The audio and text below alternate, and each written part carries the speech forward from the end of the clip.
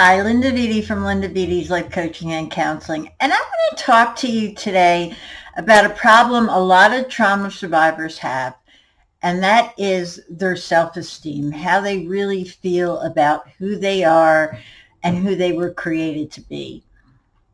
And when we go through trauma, especially in childhood, we make everything our fault. You've heard me say this over and over in my videos. But in making things our fault, there has to be something wrong with us, or what we did, or who we are, or how we act, or what we do.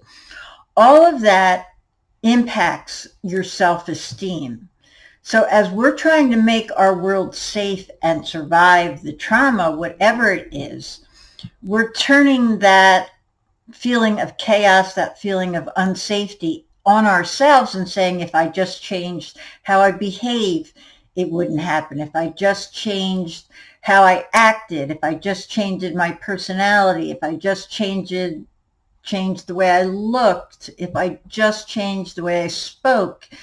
So we're always making everything our fault, and there's something always wrong with us because we have to make the outside world safe. It can't be their fault, because then our world would not be safe and we couldn't survive childhood and trauma. So all of those elements come in to make us, as we go into puberty and teenage years, very low self-esteem and very internalized in blaming and making everything our faults. So as we're doing this, we have to realize that the most important thing we can do is unravel childhood. Unfortunately, in puberty and in teenage years, that's not what we're thinking about. We're not thinking about unraveling the trauma. We may not even realize that trauma has impacted us in the way it has.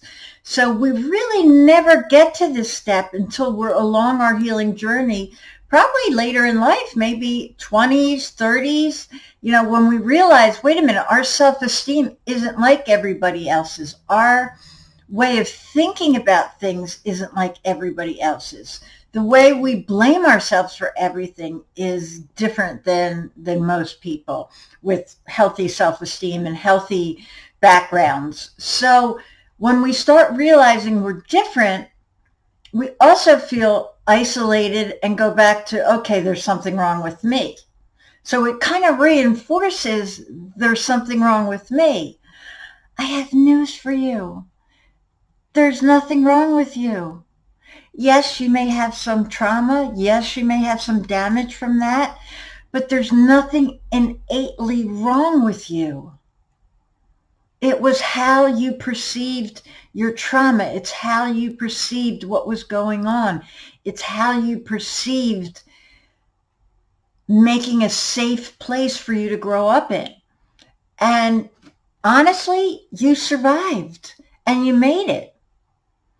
Yeah, you made it by destroying yourself or trying to destroy yourself, but you made it.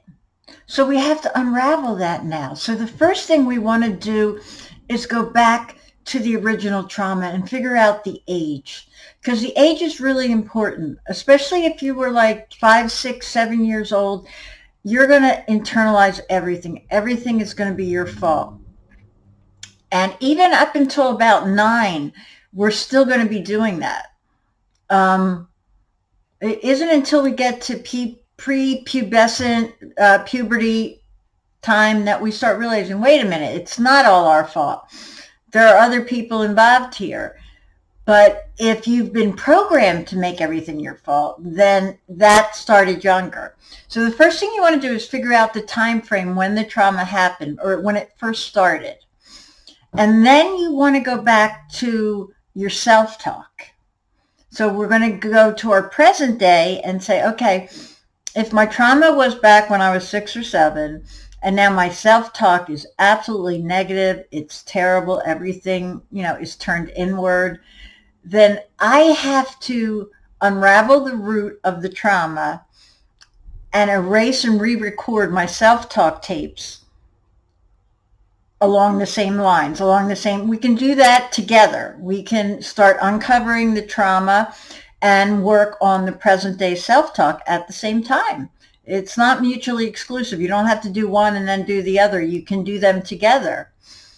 The other thing we have to look at is the other people in the scenario, that it really was their fault.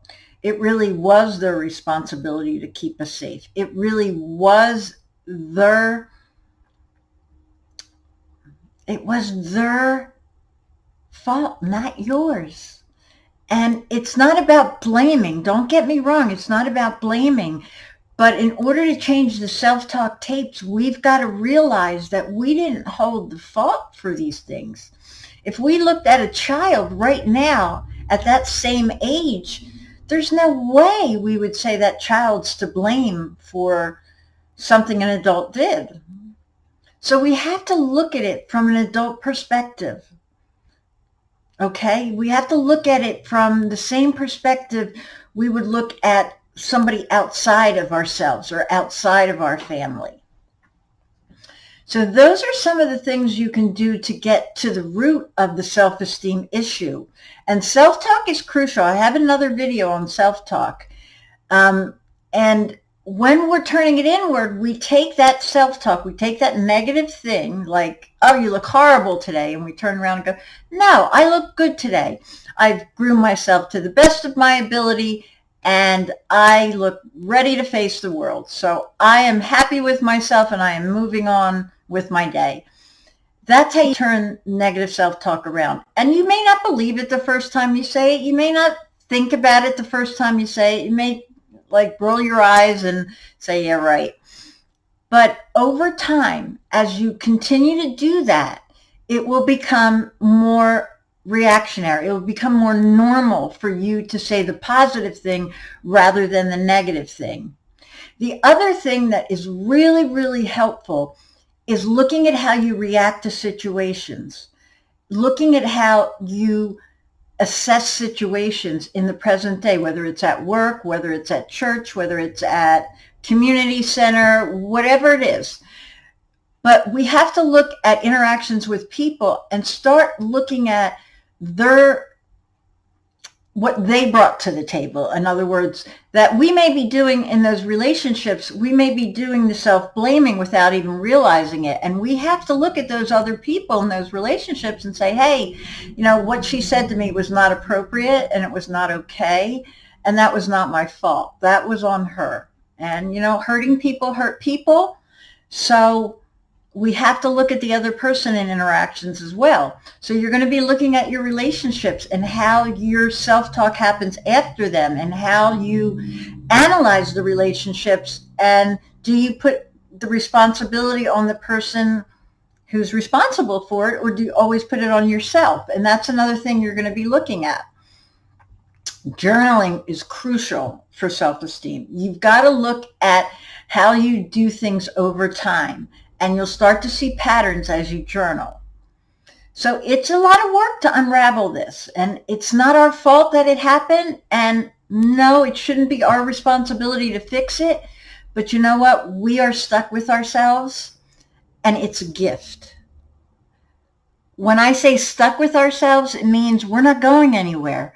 We're going to be together for the rest of our life. So we might as well start loving that person.